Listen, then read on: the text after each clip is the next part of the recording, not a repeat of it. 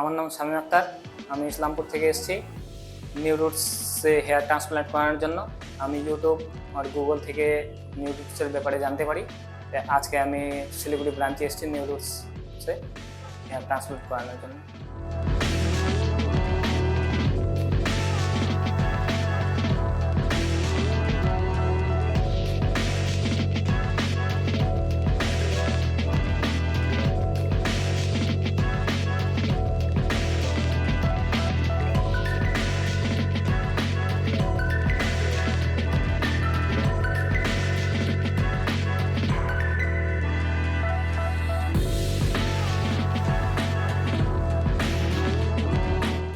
কালকে আমার Siliguri new রুটসে surgery হয়েছিল, তো সার্জারি চলাকালীন খুব ভালো ছিল, তবে ওভারঅল খুব ভালো ছিল।